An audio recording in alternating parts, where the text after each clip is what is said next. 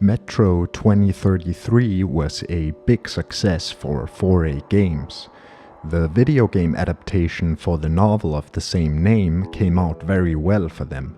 For the next one, they decided to make the game a direct sequel to the previous game rather than adapting Metro 2034, which is the sequel to the book. In Metro Last Light, we pick up about a year after the events of the previous game.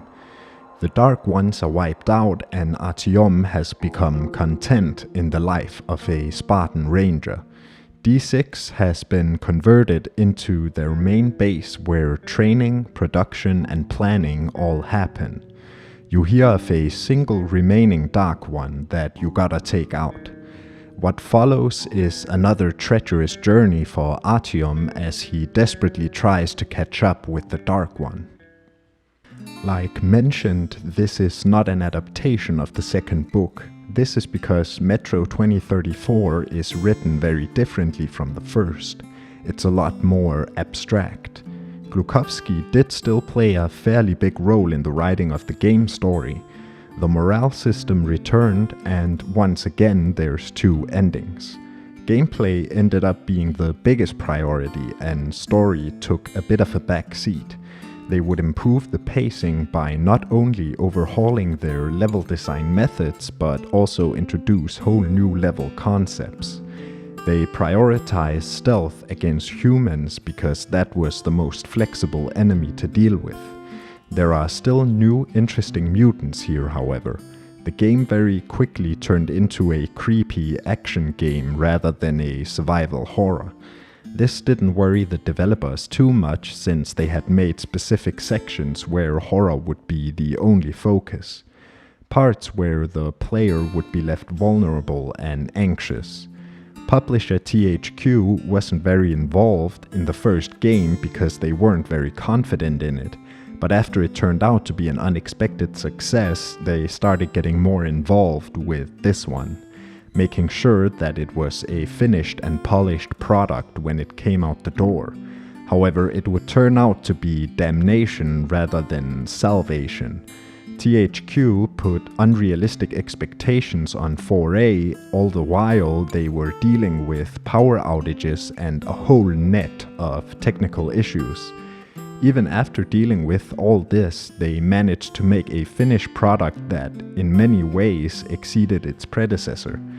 In December 2012, only 3 months before the scheduled release date, THQ went bankrupt and their properties, 4A included, went up for auction. They went to publisher Deep Silver. With them, the game could finally be released on the 14th of May 2013. The game had a very positive reception. People were pleased with the smoother pacing and higher level variety, but one issue remained in their eyes. It was still way too linear. The story, atmosphere, and overall design were splendid, but it couldn't escape the linearity. Let's have a look back at Metro 2033 before we dive into this one. Metro 2033 was an unexpected success. It was the debut title for 4A Games, a new studio but with an impressive staff. It was an adaptation of a novel by the same name. It also had many of the same critiques in that it was too linear. The game was loved for its atmosphere, setting, and of course, story. In it, you play as Artyom. Artyom leaves the relative comfort of his home station to get help for it, as it's under threat by these new entities called the Dark Ones. He journeys across Moscow to get to Polis, where he meets Miller and his Spartans. They find a military command center called D6. From this bunker they can launch a missile strike against the Dark Ones, which Artyom and Miller does. That's how the game ends, basically. Now we can dive into this one. As the game starts, Artyom explains the common view of the Dark Ones. They're evil monsters that want to destroy mankind. However, then he says that that is a complete lie and that the reality is even scarier. Then you sit by this fire as the other guards chat. Sudden gunfire and screaming interrupts your hangout and everyone is alert. The Dark Ones come out of the shadows and make you see your buddies as mutants and you end up killing them. As the Dark One is about to penetrate your mind again, Artyom is jolted awake by Khan. He explains that he found a living Dark One and that Artyom must investigate since he is the one they wanted to contact. Ullman comes in and tries to get Khan to leave. You must persuade Miller into letting you go after the Dark One. You go to find him. In the time between this and the last game, D6 has been converted into a Spartan base. You see recruits training and more. Eventually, you get to the armory, where you get to customize your loadout free of charge. After that, you can go to the shooting range. Here you learn to deal with regular and armored enemies. You meet Khan and Ullman by this door. Here you hear about a Lesnitsky who seems to have stirred up a little trouble at the lab. You get more details as you ride up in this spiral elevator. Apparently, he disappeared after leaving the lab ransacked. You arrive at Miller's place before entering. Khan tells you that striking the Dark Ones was probably the biggest mistake they've made. What if they truly were there to help us, and the side effects simply came because humans and Dark Ones are incompatible? For some reason, Artyom is compatible with them. Khan presents his case to Miller. They need to get the Dark One and Miller agrees, however they strongly disagree on what should be done with it. Miller wants to finish the job and Khan wants to take the opportunity to create understanding and a relationship between the two species. Miller greenlights the mission, but he's gonna send Anna with you. Anna is the Order's best marksman and she will make sure that the Dark One is killed. Khan finds this unacceptable. The argument gets heated and Miller kicks Khan out of the base. As he is pushed out, he begs you not to kill it. Now you and Anna will embark on the job. Miller presses the urgency and says there's a war brewing but doesn't elaborate. As you leave, you overhear that Lesnitsky is suspected to have been a sleeper agent and was doing a job for an enemy faction, because they found out that a container was missing after he disappeared. On your way up with Anna, she makes it damn clear that, like Miller, she despises the Dark Ones and is looking forward to killing this one. She also constantly calls you a little rabbit. You take the automatic system to an uncharted part of the tunnel where you get off. As you make your way up, Anna's derisiveness continues. When you finally reach the surface, it looks way different than remembered. It seems that spring has arrived. There is a grey tone to everything which maintains the desolate atmosphere, however the sun and the growth is countering it, as if a new age, a better age, is coming. Anna takes the high ground as you enter the ruins of the Dark One's nest. First you'll have to fend off these mutants though. When you go in, the Dark City blends in well with Moscow. You know, being in complete ruins and everything. Mankind left them exactly how they left themselves. You find your target very quickly. It's a child. You chase it while Anna tries to hit it, but it's too fast and too agile. Eventually you catch up to it. Upon touching it, you see its perspective on the missile strike that destroyed its kind. When you wake up again, you find it trapped, and so are you. They knock you out. When you wake up, you find yourself in a Nazi prison. The Fourth Reich has captured you, and you're trapped in here with 2 commies and this guy. He's a Hunter citizen and is suspected to be infected with something that we haven't found out about yet. After measuring his skull, they execute him. Then the officer goes to the Reds. The first one refuses to talk and ends up dead. The other one says he'll speak, but under 4 eyes. When the officer begins speaking to you, the Red takes the opportunity to escape. He takes down the guards while Artyom takes down the officer. This is Pavel. He gives you the knife. Oh, and you've lost all your guns too, by the way.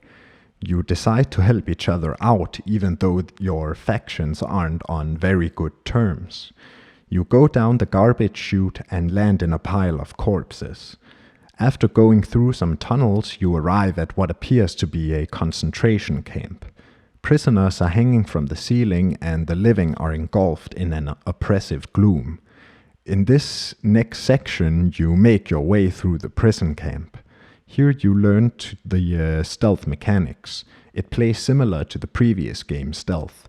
As you make your way past the various cells, they beg you to save them. After getting a revolver and taking out more guards, you arrive at the main guard station.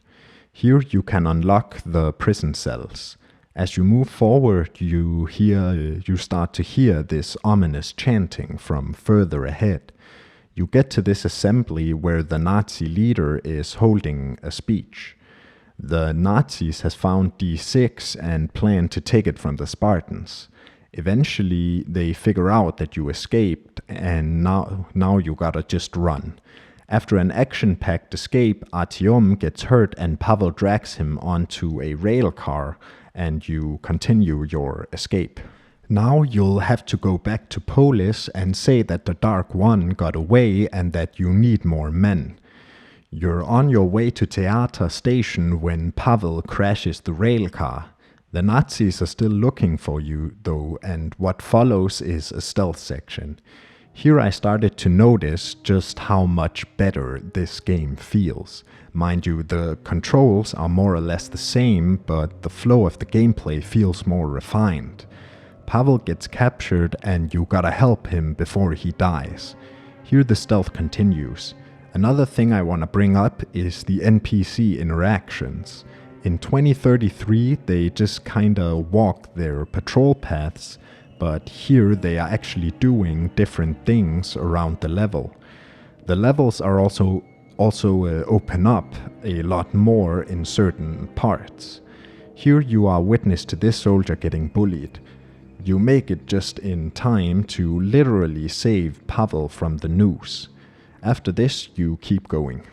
To get to Theater Station, you'll have to go through the catacombs. Pavel is very excited about the teamwork. He compares the two of you to the Three Musketeers if there was only two musketeers. Pavel is concerned about why the Reich gave up the pursuit and straight up locked them out. That's when they turn off the lights and the true nature of the tunnel is revealed. It's a spider den. The arachnids are back. You find an elevator. It's really slow, however, and this is when the spiders begin their attack. You need to fend them off. When you get to the top, you'll be close to Theater. You have to navigate this bridge much like you did with Bourbon in the first game. On the other side, you enter the service tunnels and Pavel makes a torch. Eventually you encounter this locked door. You gotta go switch the fuse box alone.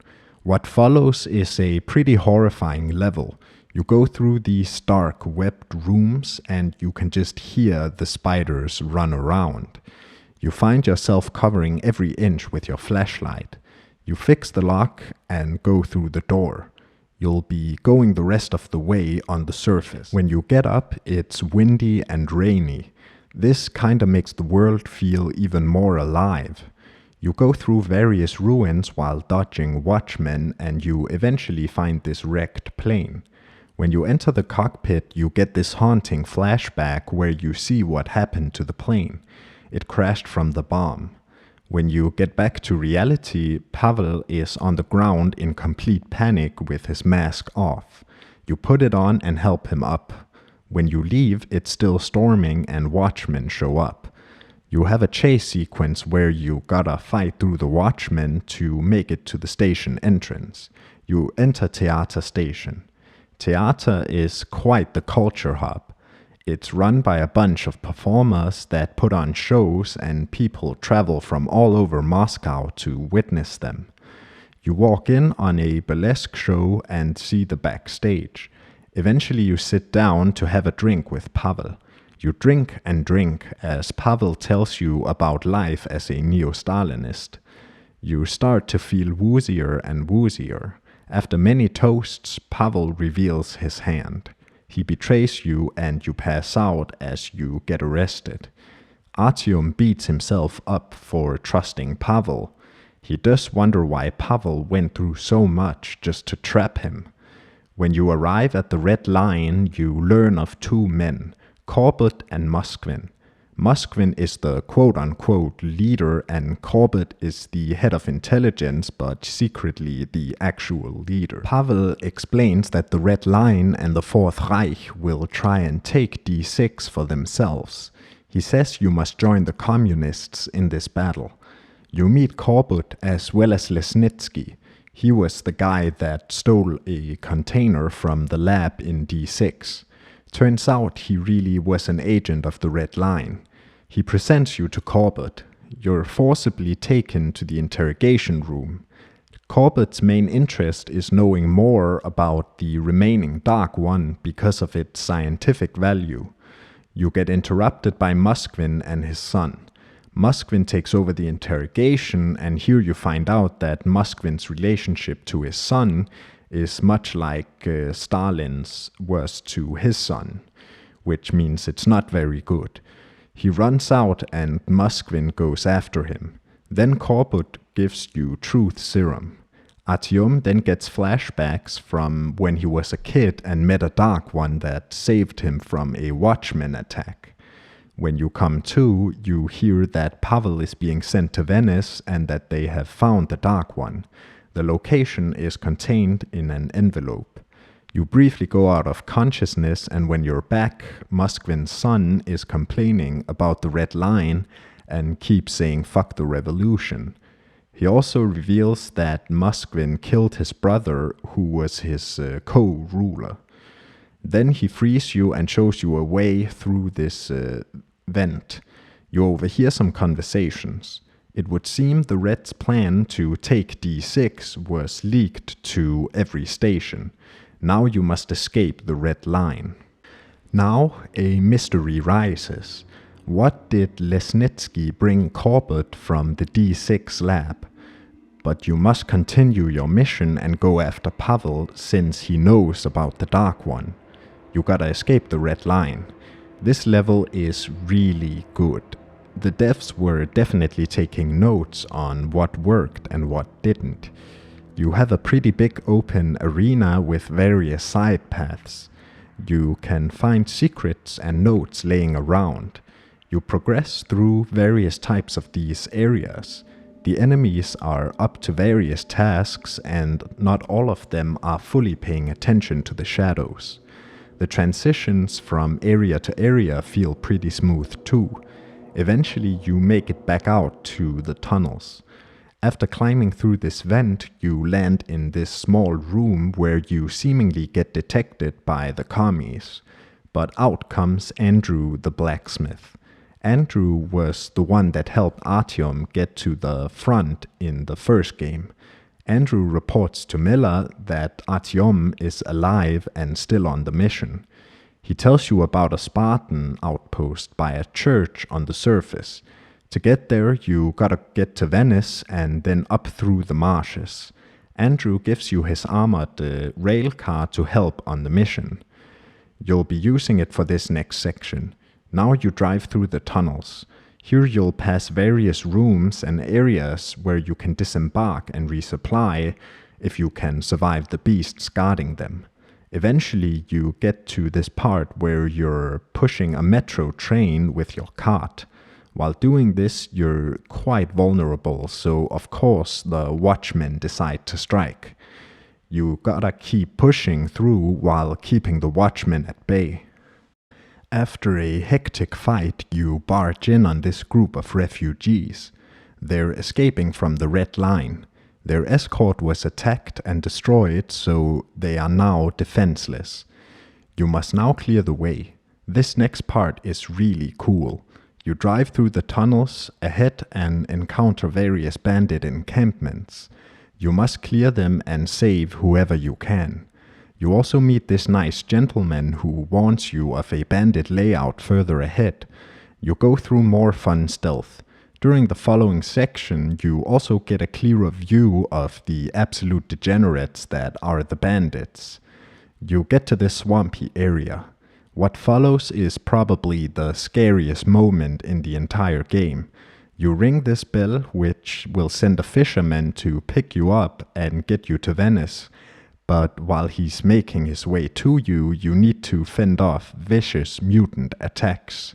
They swarm you from all directions, and you very quickly end up in a hectic scramble for your life. Luckily, the fisherman arrives, and you're on your way to Venice.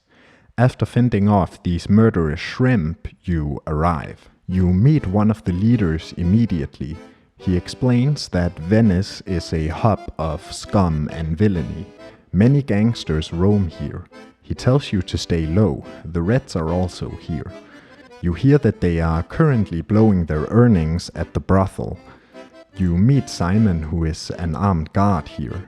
You witness the state of the station firsthand. Drunks are stirring up shit, gangsters are walking around like they own the station, but you can play this fun minigame where you can gamble 10 bullets and then you gotta hit these rats before the time runs out.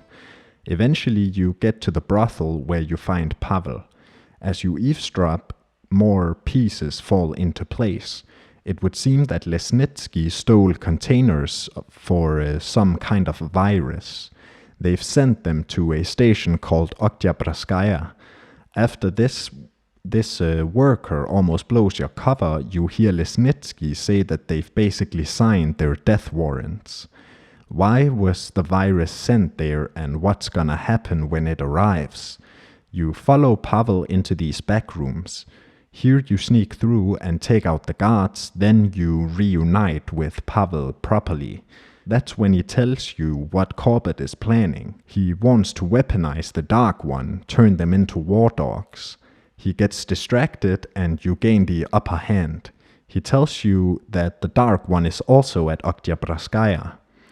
Simon comes in and Pavel makes his escape. You don't catch up to him, but Simon shows you a way forward. When you arrive on the surface, you encounter these mantis mutants. They're basically fully grown shrimp, and their front appendages act like shields but pack quite the punch. To progress from here, you need to give this winch some fuel so you can cross the swamp on a raft. While looking for it, you go into this plane. Here you see the bog shrimp for the first time. These are basically bosses. They're huge and super strong. Here it luckily leaves you alone. You fuel up, fend off some shrimp, and then you're on your way again. When you get to where you need to be, it's gotten dark. You pass more of the treacherous city, and after a tough fight, you make it to the church where the Spartans are stationed. But of course, it's not that simple. The bog shrimp has caught up to you, and now you gotta fend it off. It actually isn't that hard, but it's quite an overwhelming fight. Smaller shrimp come out to support the big one. After defeating it, you can cross this little body of water and get into the church. Here you meet Anna again. She seemed to have been genuinely worried about you, even though she was basically taunting you the entire time you were with her earlier. She gets quite friendly with Artyom here. Artyom was also happy to see her, even though he describes her as a pain in the ass. You wake up to Anna standing over you. She explains that she didn't take Artyom seriously until she saw him in action, where she was quite impressed. Then she tells you that you gotta get ready to go to Oktyabrskaya. Now you can hang out here for a bit. While talking to these two, you hear a knock on the church door. This is followed by the door being blown open by Lesnitsky and the Reds. You watch as Anna is taken away. After recovering from the explosion, you're met with fire, bodies, and silence. You descend into the catacombs below. The catacombs are dark and you see those little mutant holes everywhere. You're really getting put on edge here. You end up sneaking through the mutants as they go about their day. I barely had any ammo here, but I did get a lot of booty shots. Eventually you get jumped by this giant motherfucker. This is the Nosalis rhino, and you have to fight it now. Despite its intimidating presence, it's quite easy to deal with. Its primary attack is a blind charge towards the enemy. Just maneuver around and have it strike the stone pillars around the arena. Eventually it flees. This is only stage 1 of the fight, however. You're thrust into another mortal bout against it. But the tactic remains. Watchmen are helping it out in this second part though. After it's been defeated, the aged wooden structures give out and the chamber begins to flood. You get flushed out. You end up in the metro again. Right away you find where Anna is being held hostage. You overhear something about an infection, like how the Reds send a virus to Oktyabrskaya. When you crawl further along this vent, you see Reds executing so-called infected. You get out in this room where another massacre seemingly took place. In the next room over, you can talk to this guy who survived. He reveals that the Reds were already there with flamers before the infection had started to show. They knew. Here some pieces begin to fall together. Lesnitsky stole the virus and the Reds released it into Oktyabrskaya. Why? We can only speculate right now. Next you gotta move through the station and witness the violent occupation firsthand. The level is fairly quiet. Most civilians are dead or quarantined, so the only ones you meet are the Reds. The fire from the flamers spread around the level, slowly making the environment a hazard. You find Anna. Even though it's quite a tense moment, the sound of Artyom knocking out this guard made me chuckle. Here, Lesnitsky holds a knife to Anna. He will ask you to take off your mask. Doing so will get you moral points, but if you try and take him out, you get nothing. You almost suffocate and hurry out. Luckily, you are found before it's too late, but you pass out. You do figure out what's going on, though. Oktyabrskaya was intentionally infected by the Reds, and they showed up under the guise of saving them only to exterminate them. When you wake up, you're in quarantine with Anna. Both are quite scared of the possibility that they might be infected with the virus as well. Anna feels that this is the end for them. She explains her fear and loneliness to Artyom. In this moment, both of them want the feeling of being alive, and this results in them getting hot and heavy together. When you wake up from this, the doctor lets you know that neither of you are infected. You go out. You walk through the whole hospital and you get to this decontamination chamber with the doctor. He explains that it's an engineered version of Ebola that has infected. The virus, however, is currently dying out as infection rates have dropped significantly. You go through this guard post where the heavy unrest results in the guards opening fire and a siren going off. You bump into Khan again. You join him as the two of you go looking for the Dark One. You go into these passages that are quite dangerous. As you go through these giant fans, Khan tells you about the River of Fate. It's a bit of a mythical place where you will be led to your innermost desire. You will use it to get to the Dark One. Khan continues by describing the metro as sentient. This does add to the atmosphere. Now you feel watched by the very structure you live in. You fend off some mutants until you make it to these partially submerged tunnels. Here you find the River of Fate. You step in and are immediately sucked below the water. When your vision clears, you're on the Ostankino Tower watching the end of the previous game where Artyom guides the missiles onto the Dark Ones. Khan says the river will cleanse this sin. Then you walk through the ruins of the Dark One city. You chase the Dark One through the ruins until you wind up on this train. The train crashes and you jump down after it. Then you and Khan emerge back up from the river. Now you know that the Dark One is on a train. You gotta go after it. What follows is a chase sequence along the tracks. It ends with you hopping onto the train. You fight through it until it crashes and the Dark One hops out to meet you. It takes your hand. Artyom is taken back to his meeting with the Dark One where he is shown a vision of his mother. The child talks about how it's alone now because Artyom and the Spartans killed them all, which mirrors what happened to him when the bombs hit. As you wake up, the child collapses and Artyom desperately pulls him out of the wreck. Artyom is immediately overcome with the need to protect the child at all costs. He wakes up as you get to the surface. He has a much easier time breathing up here. He starts feeling connected to Artyom as well. He runs off but says he'll stay close and keep watch. You fight through this ditch as a thick mist settles on the level. The child helps you see them through the fog. He then gives you some info on the Watchmen perspective. They don't understand how you can see them and they're actually afraid of you. As you bond more with the child, he begins mimicking your behavior, even putting on an outfit. As you move further through the ruins, you notice that the mutants are actually running away from you. It really changes the feel of the surface, knowing that you are actually the one that they should fear. Eventually, the Dark One comments on why there are so few people even though the city is so huge. He comments on the foolishness of nuclear war. Then he senses danger ahead. For this next part, the Dark One is helping you cross this bridge. You get swarmed by many different mutants here. This is where I really notice the increase in enemy variety when it comes to mutants. In the last game, it was mostly just Watchmen, and then the others made a brief appearance in specific levels. Here they throw multiple types at you, and it makes fighting mutants a little more interesting.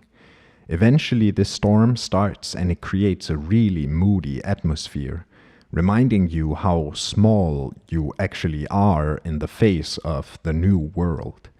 The child helps you out with this demon and then mentions that someone is calling for Artyom behind the door. You go into the dark. You emerge in this factory district. Inside this warehouse you meet these guys. They're luckily friendly, but the guys you meet shortly after aren't. The child marks them for you and gives you a little insight, saying they are eager to kill and looking for you and him. That is basically this next section. Reds show up and hunt for you. The Dark One points them out and you gotta head through. Eventually he says that they are afraid. This does make you think a bit. It's one thing to just go around and kill the guards, but it's a whole other when you know they're afraid of you. Eventually you bump into Lesnitsky. You and the child take him down, but you get transported into his head.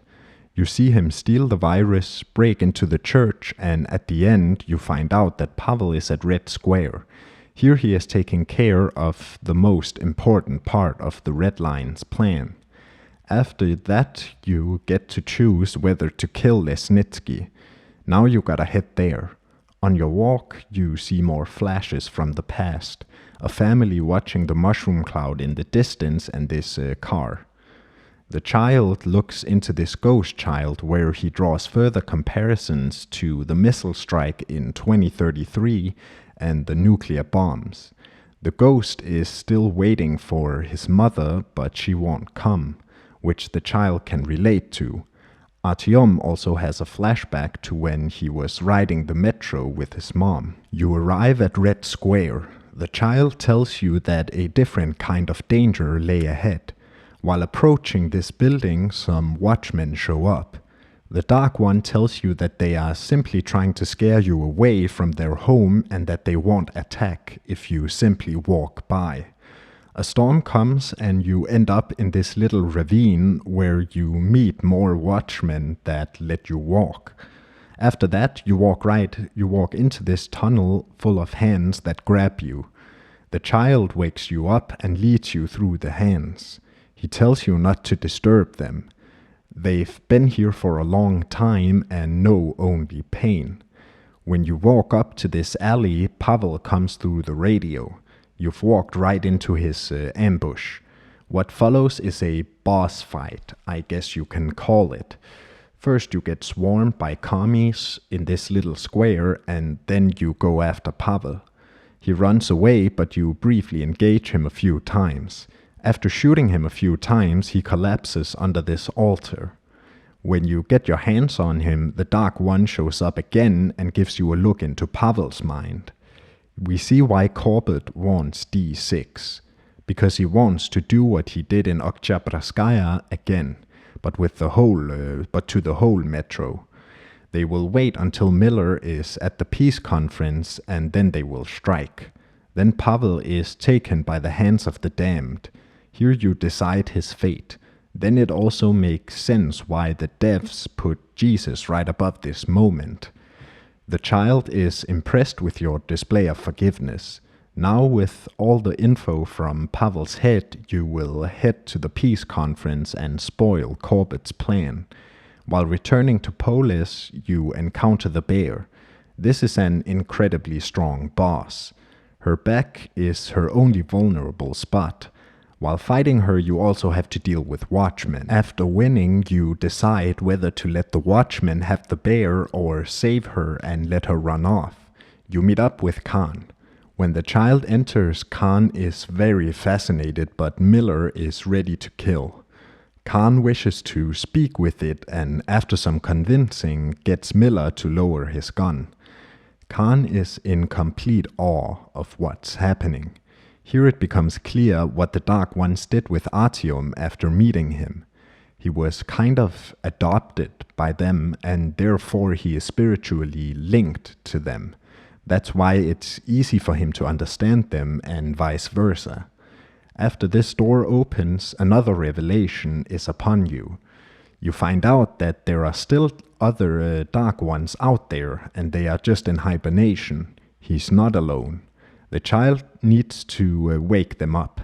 Khan and Artyom agrees to help him if he helps them by exposing Corbett and Moskvin. Miller takes you out of the dreamscape. Miller will try and find the code for the door which contains the remaining Dark Ones. But first you need to go to Polis and expose the Reds.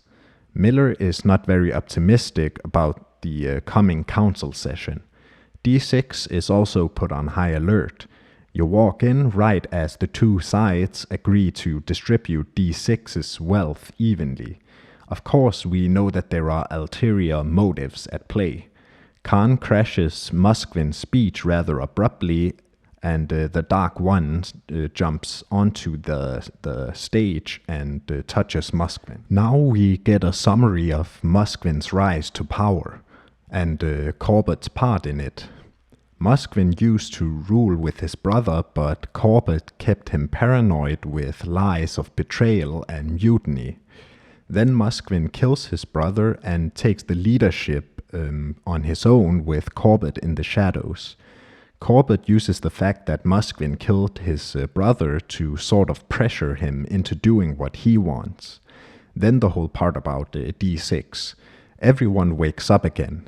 Moskvin admits to everything and says Corbett is storming D6 as they speak. Now there's nothing more to do but to hurry back and defend D6. Meanwhile, the child goes to look for his still living kin. You get ready to defend.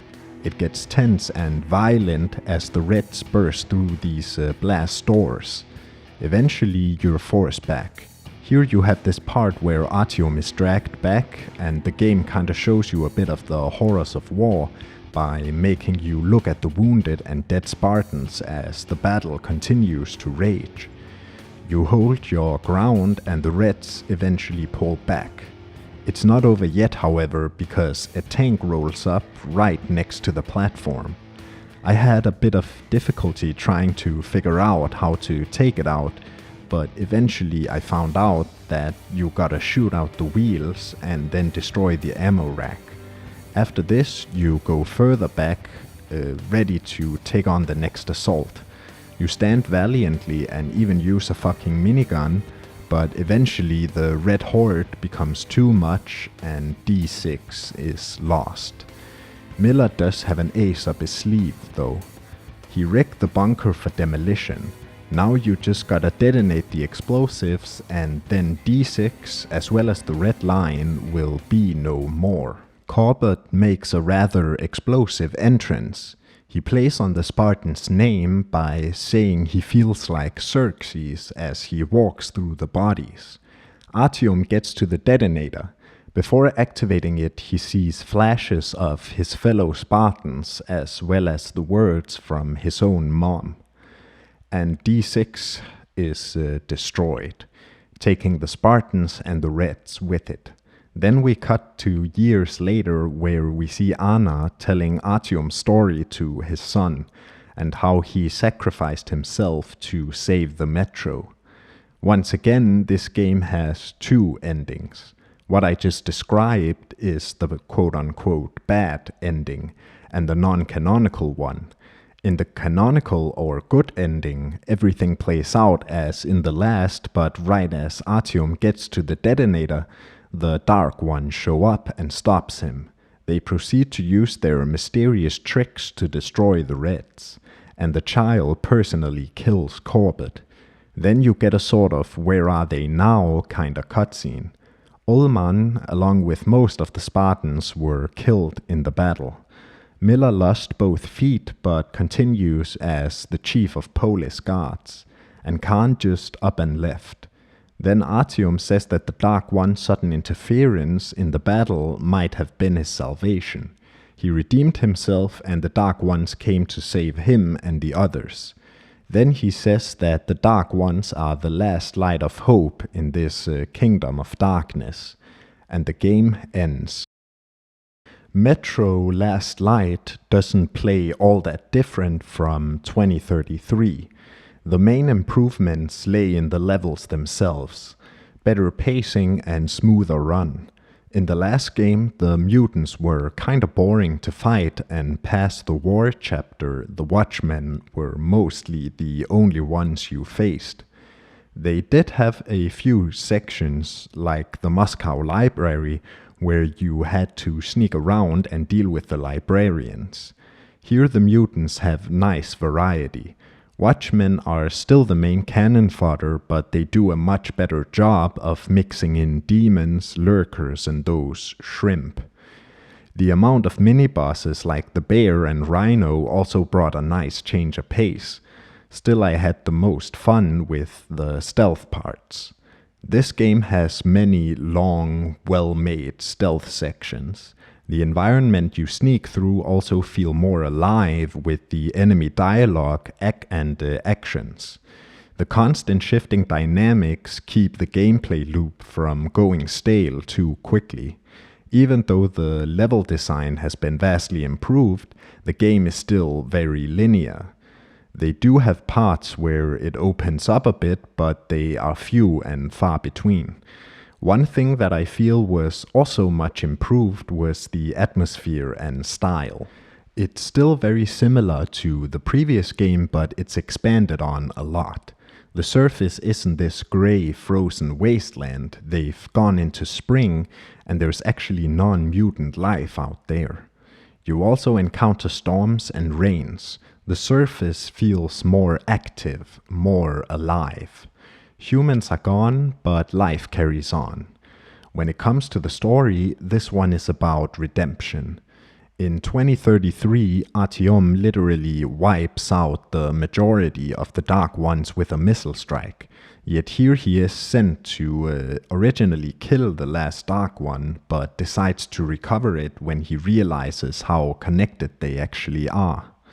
While Artyom is doing that, some very disturbing secrets begin to reveal themselves about the political climate in the metro after D6 was revived.